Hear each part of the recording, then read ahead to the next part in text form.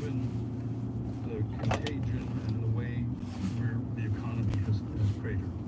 I wouldn't say complete. I would say that it's a three-legged stool, if you like, and the plural is an equal partner. It's not a compromise between the two. It's not a bit of each. It's very much its own distinct thing, and community plays an absolutely critical role, just even in keeping people engaged and connected. The fact that I've been sitting in this house, we love this, our country place, we love it. We've been sitting here for 6 weeks. We have not seen a single human being except the people who deliver our groceries, and even then they just drop it in the garage.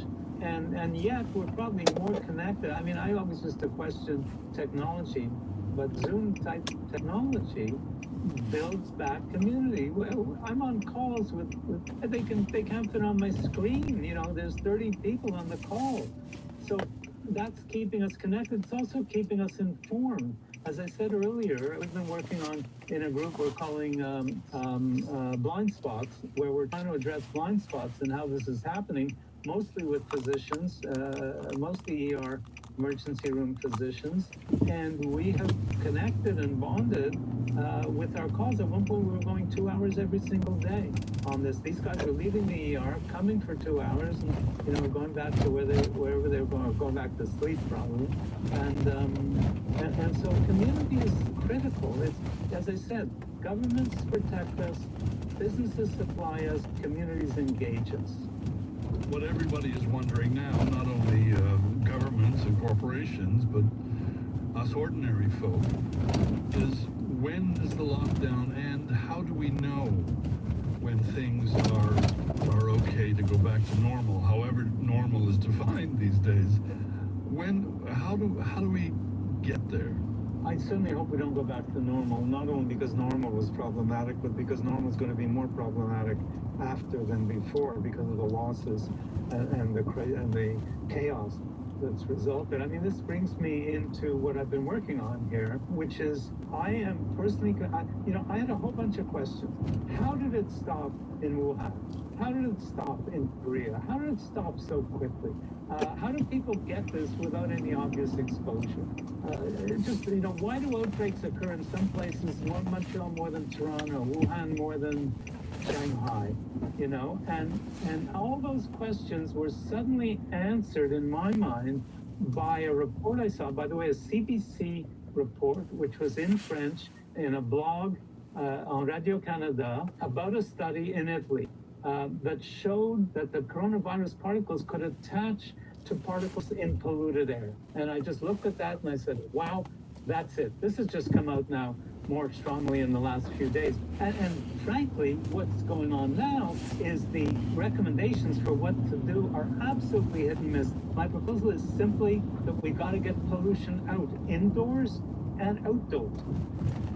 Henry, let me just kind of ask you finally. In your mind, what is the most important thing we can learn from the last 7 or 8 weeks? I think we can learn about ourselves as human beings. I think we can step back from all the greed and all the accumulation and all the putting down and all the narrowness and all the dumbness. I mean, it really brought it out, didn't it? I mean, with Trump and Fox News and all the rest with their denials and everything. How Trump maintains almost 45% support just blows me away, boggles my mind. But hopefully they'll wake up to some of this and realize, what this guy has done and what state he's put his country into. Henry, it's good to talk to you as always. We'll get back to you at some point. You take care of yourself up there in the Laurentians. Easy place to do so, with you too. Thanks, Henry. Take care. Bye. Henry Mintzberg is Cleghorn Professor of Management Studies at McGill University. His latest book is called Bedtime Stories for Managers. This morning, he was in his country house in the Laurentians in Quebec. You're listening to the Sunday edition across Canada on CBC Radio 1 and across the United States on Sirius XM Radio, channel 169. My name is Michael Enright. Some music now from the British band, the James Hunter Six, and it is new music, even though it might sound a bit like it's been preserved in amber somehow from the golden age of 60s soul music. This is I Can Change Your Mind.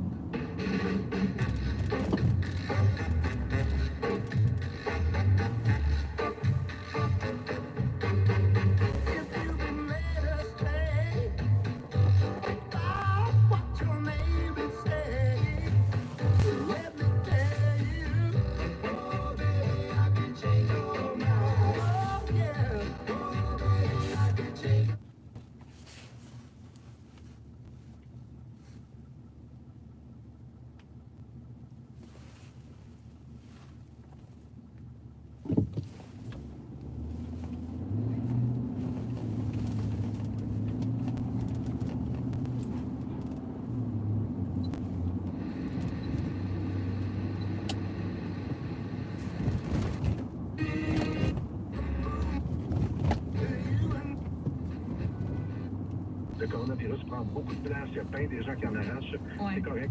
On aurait bien vécu avec un...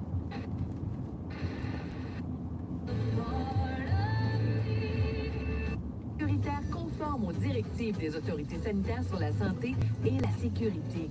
Nous restons ouverts pour la livraison et le service au comptoir seulement. Pour commander à la succursale la plus près de chez vous, visitez lejeancartierpizza.com. Nous reprenons graduellement nos activités, mais le coronavirus est toujours présent. Des gens continuent d'être infectés. D'autres continuent d'être au front pour nous soigner. Parce que la pandémie n'est pas finie, on doit poursuivre nos efforts pour la freiner. On doit tous continuer de garder nos distances, d'éternuer dans notre coude et surtout de bien se laver les mains. Ensemble, on doit être vigilants. On continue de se protéger. Un message du gouvernement du Québec.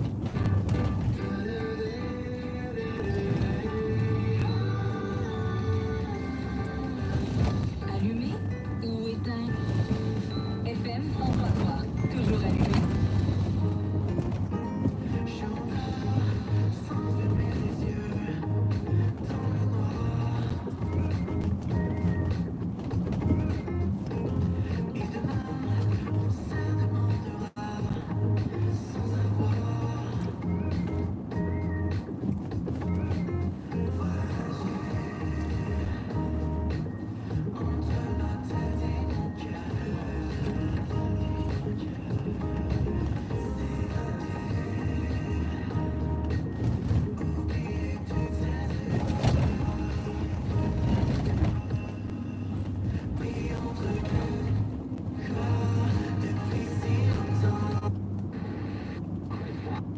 Toi, profites-en pour faire des découvertes musicales. Il y a plein de nous. A booming business. Despite that, Foodora announced this week that it is pulling out of the Canadian market. Many say to avoid a union drive. So think Uber Eats or skip the dishes, and then think again. Radish, that's a play on Rad Dish, is a new Montreal venture that wants to upend the business model of the giants in the field. In 2019, they spent $1.5 billion on food delivery. The companies charge hefty commissions from. 刚过来那几个比较漂亮的建筑啊，老建筑是麦吉尔大学的。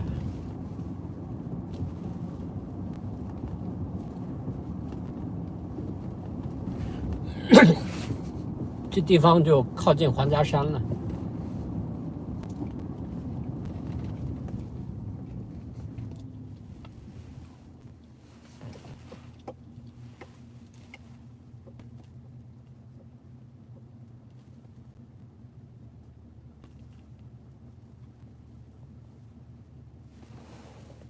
今天是星期天，外边人挺多啊。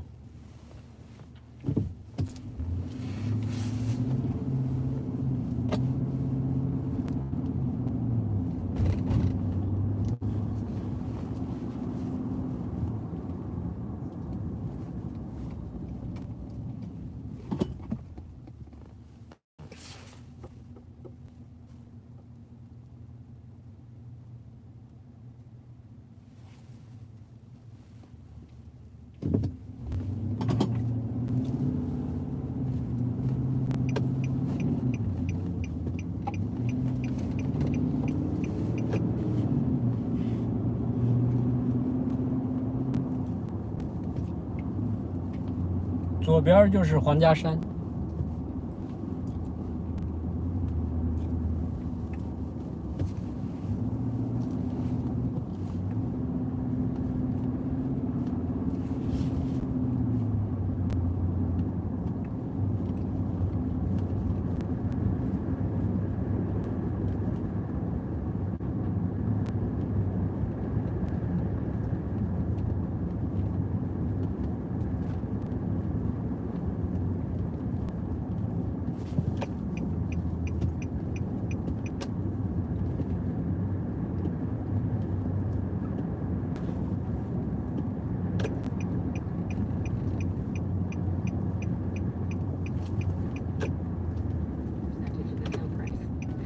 Buffet Maharani, the all-you-can-eat restaurant Gene and father now own, they certainly felt the pinch. As a restaurant owner, you're kind of surprised by how little money you get for the work that you do, right? Like often you'll make a delivery and it won't even be break even. Actually, a lot of the deliveries are on the platform are like that. Because the platform is taking like sometimes up to 35%. On a $50 order you might make a few dollars, right? But it's at least for my restaurant, there's like a threshold of like 好多人出来跑 we're 步 not really making any money. The percentages kept creeping up. At the same time, the quality of the service seemed to go down. Drivers would show up late or without the insulated bags needed to keep food hot. 现在去皇家山转一圈。 Something that was kind of going in my head for those past couple of years. Like I'm like, wow, it wouldn't be cool if there was something that would be more fair or better. For the past few years, I was also working at Desjardins, which is a financial cooperative here in Quebec, and there I was kind of exposed to the cooperative ideals, and it's kind of something that really appealed to me. And talking with my colleague, it became clear that there was maybe an opportunity to kind of build a cooperative around this kind of food delivery problem. And we just started working on a platform, and within a couple of months, we actually had something that we thought was quite interesting, and so we decided to launch. Pendant 15 minutes. It is a restaurant.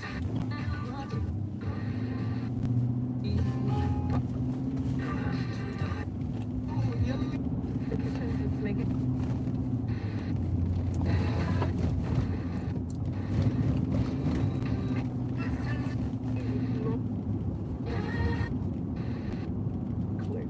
Equilibrium, elasticity, inflation, expansion, contraction, friction. That borrows heavily from Newtonian physics, as if it were governed by natural law. The language of physics was certainly the most important vocabulary on which economics drew in the late 19th and through the first half of the 20th century to establish its scientific credentials. In fact, in the 1950s, economists start teaching this new field of what came to be called macroeconomics. Some of the leading proponents would actually build hydraulic models, which they'd use in the classroom, sort of large tanks with pumps and reservoirs and tubes through which water would flow. And they would use those physical models to demonstrate an ability to control the way everything fit together in a very mechanical sense. As early as 1995, you wrote a monograph saying that the metrics were just plain wrong, that the accuracy rate was only 30%. .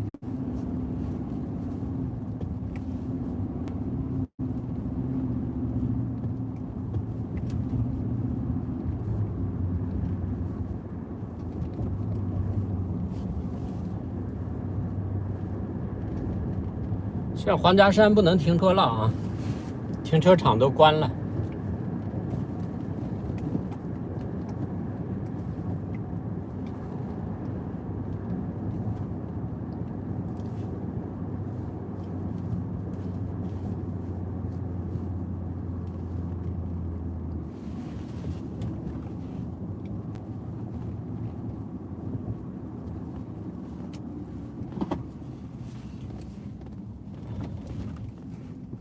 这边这个大停车场也关了，全都拦起来了。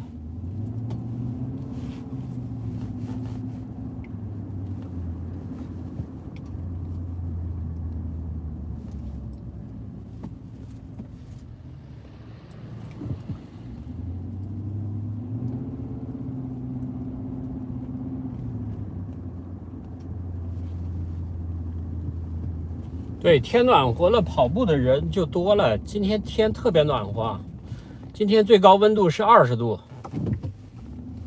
这蒙特利尔就这样，冬天一过去了，夏天就到了。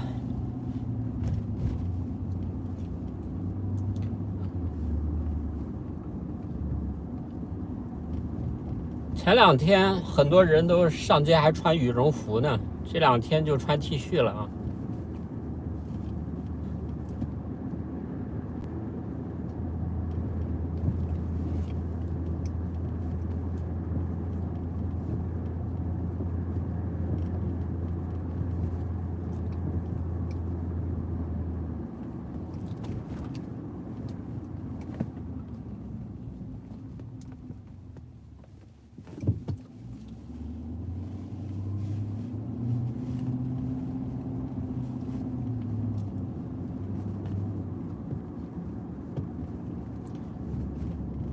可能是前几天，昨天吧，好多人就都跑到公园去了，所以说现在这个公园里的这个停车场全都给封了。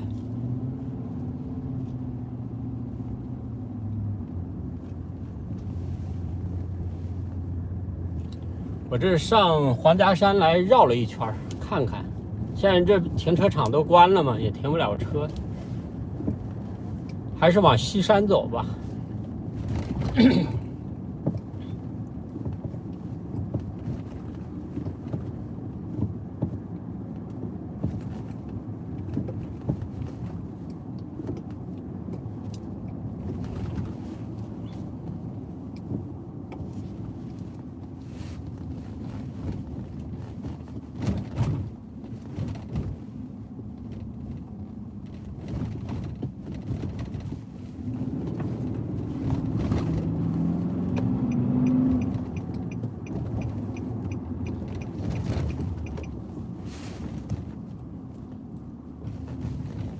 左前方是个兵营，旁边立了一个大炮啊。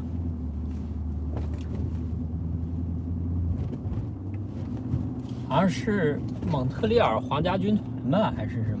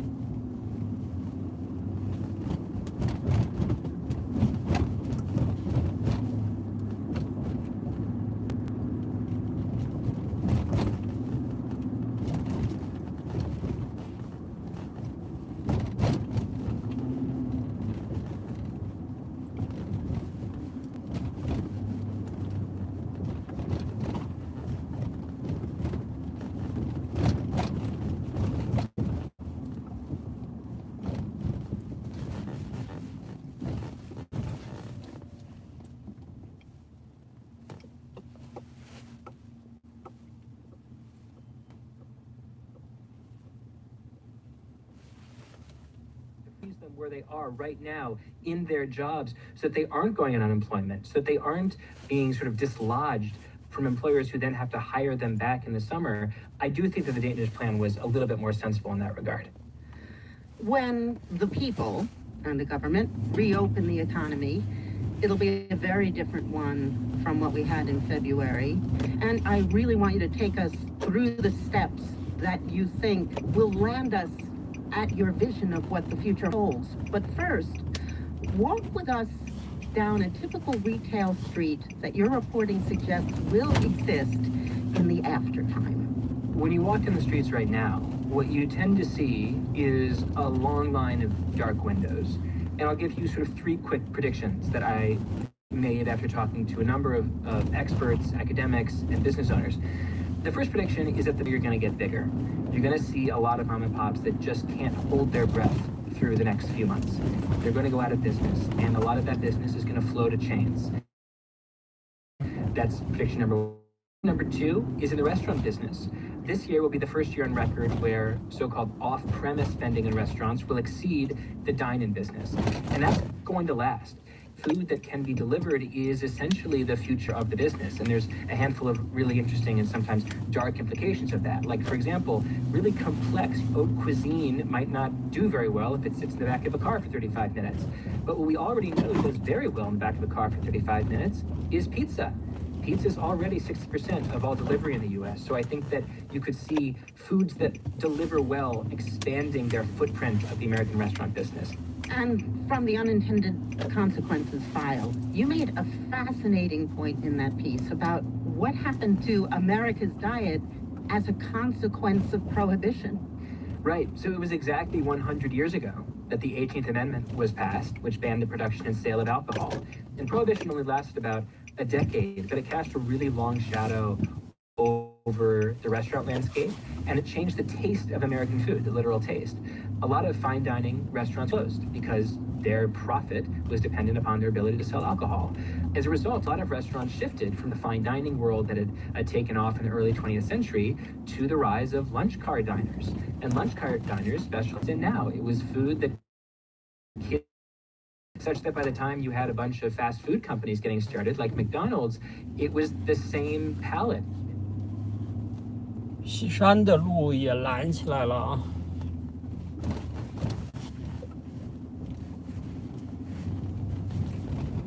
车都停到下边去了。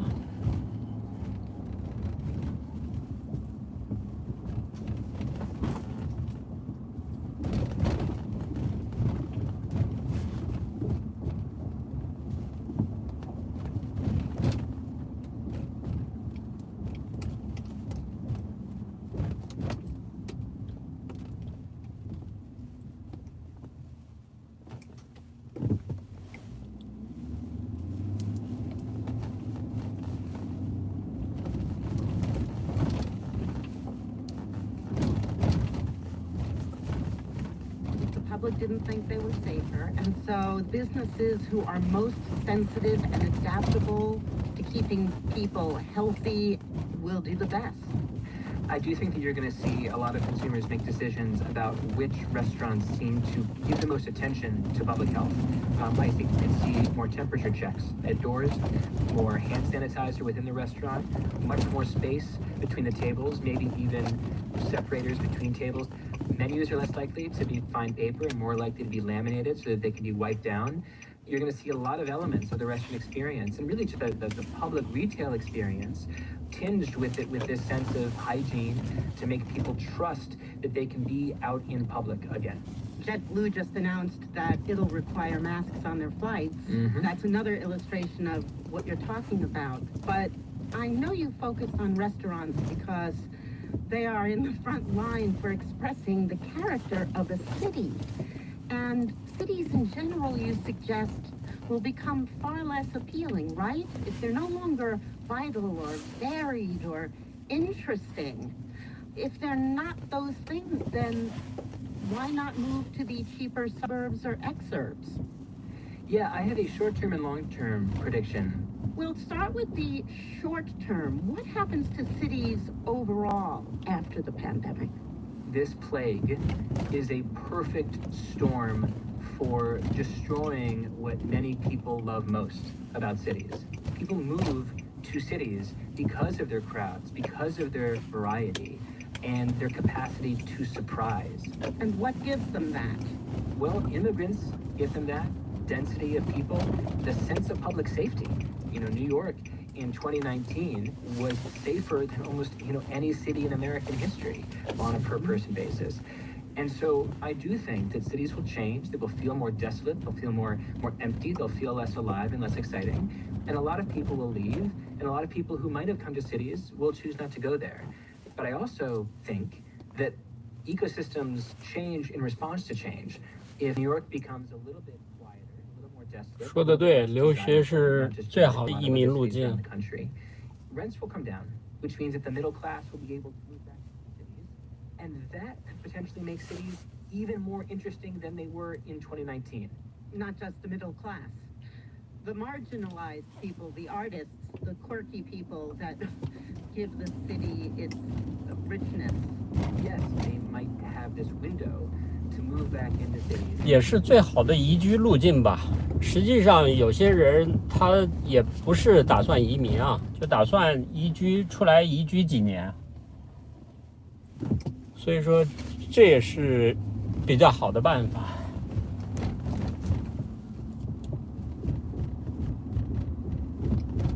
最起码在这儿5、6年就取得了合法的居住的身份嘛，对吧？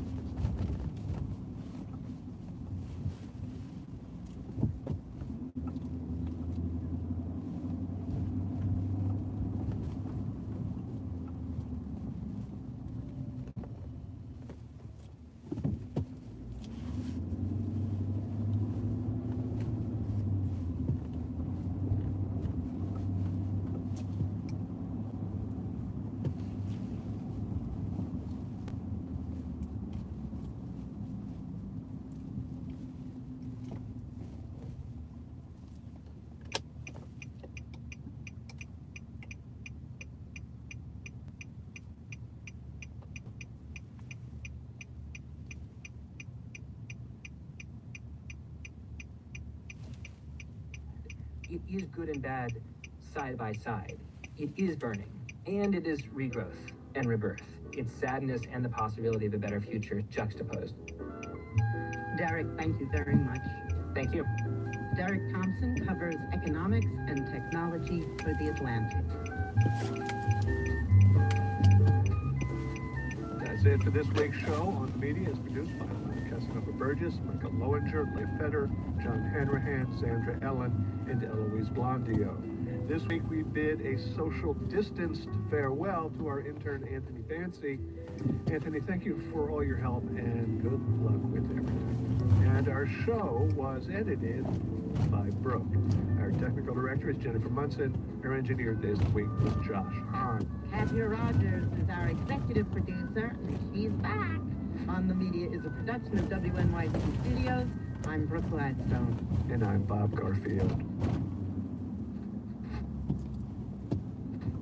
We're a minute away from New Yorker Radio Hour on listener-supported VPR, where we're funded by UVM Health Network, helping slow the spread of COVID-19 through education and awareness. More at uvmhealth.org/coronavirus, and by Eastview, Middlebury's nonprofit retirement community offering cottages, apartments, memory, and residential care in the heart of Middlebury. EastviewMiddlebury.com. The latest news headlines from NPR coming up. It's 11. This is listener-supported Vermont Public Radio. WVPA St. Johnsbury at 88.5. WVBA Brattleboro at 88.9. WVPS Burlington at 107.9. WBTN Bennington at 94.3. WRVT Rutland at 88.7. WVPR Windsor at 89.5. At vpr.org and on your smartphone. One of the very last places you'd want to be during a pandemic or any disease outbreak is in a prison, where confinement makes social distancing almost an impossibility. Everyone's life is at risk. You know, there are more than 37,000 federal corrections employees, and I know that they're frustrated. Today on the New Yorker Radio Hour, we'll look at how governors, prisons, and criminal justice reformers are collaborating to get inmates out of prisons and jails fast, taking steps that might have been unthinkable just 2 months ago. I haven't really spent any time on the politics in all the steps we've taken. We're trying to make the call as best we can based on the facts, based on the data, based on the science. The pandemic in prisons. That's today on the New Yorker Radio Hour, just ahead.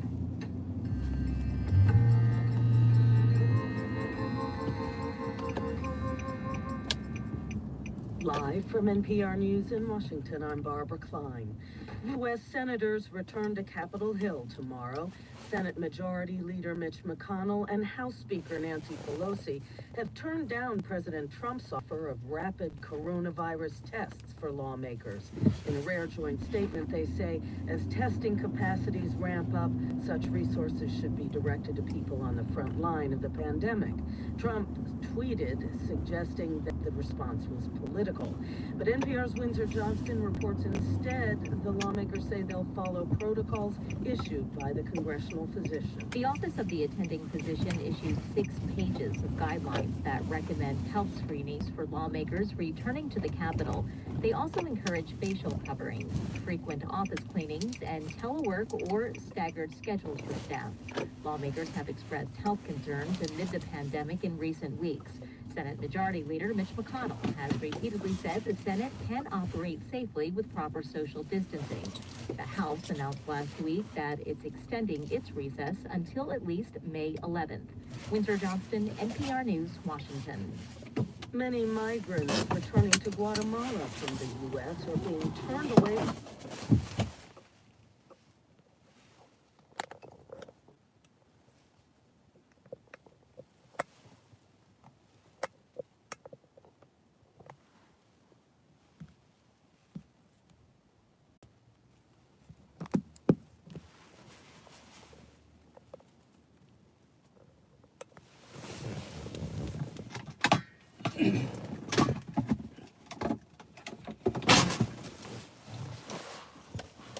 还有谁在线？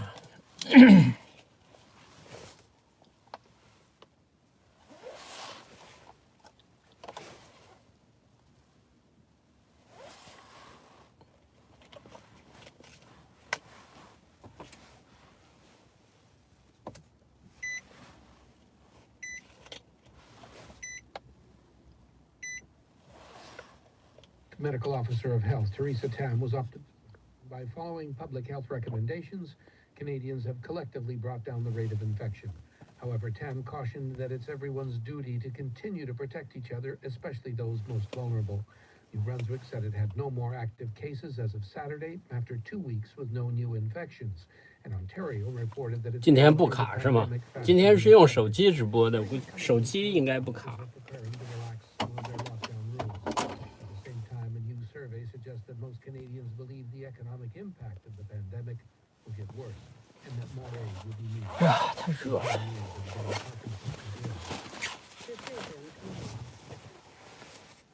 Warren Buffett's Berkshire Hathaway is dumping all of its holdings in airlines.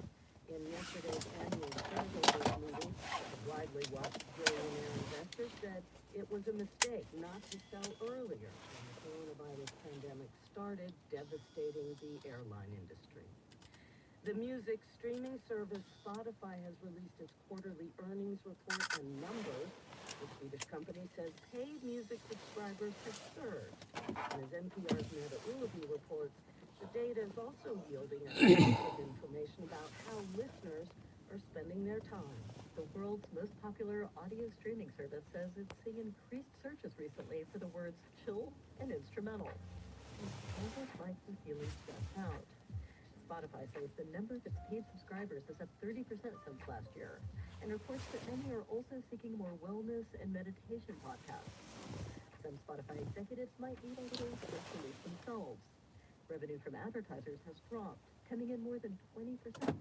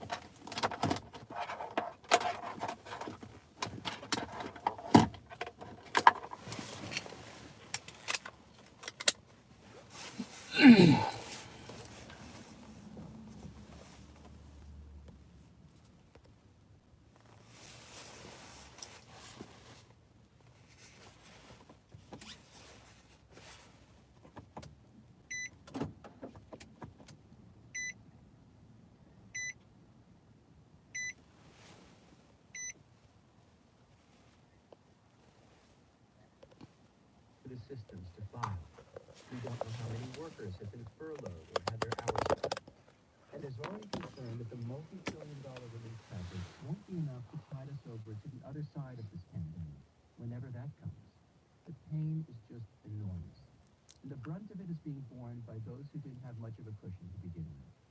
To make sense, 跑了13500了啊。 last week I called up John Cassidy, who covers economics and politics for the New Yorker.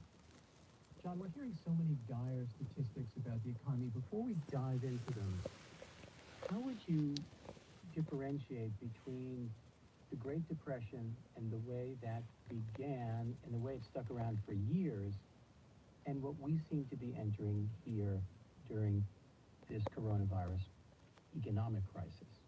Yeah, that's a very good question. I mean, they are very different. They're similar in that they're huge, they're just huge downturns. But the Great Depression, the stock market crash was in October 1929, and unemployment didn't peak until 1933 at about 25%. So it was a gradual process. Whereas what we've seen here is just a sudden stop to the economy.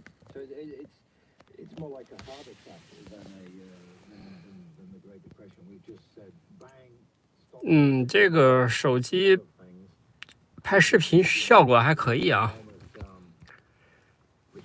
最近用手机拍视频拍的比较多。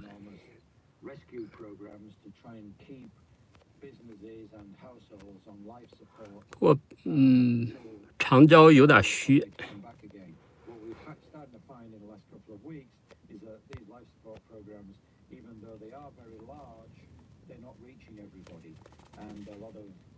people are being laid off. We knew that would happen. A lot of the people who are being laid off aren't getting access to their unemployment claims, and a lot of firms aren't getting access to the programs that they're entitled to. Now, you say that we turn the economy off artificially, obviously for public health reasons. At some point, whether gradually or quickly, a lot of those restrictions will be reversed. And we hope it's soon, and we hope it's done in the healthiest way possible. Why wouldn't the economy then swing back upward the way the president claims daily? Well, there certainly will be some comeback. I don't think anybody thinks that any impact. I mean, the direct message obviously businesses would prefer to stay open, factories start operating again. But the problem is that all the indications are it won't come back as strongly as it is before for a few reasons. The main one being that most people, a lot of people, are still very reluctant to go out until we get a full handle on the virus, testing, or better still, some sort of vaccine.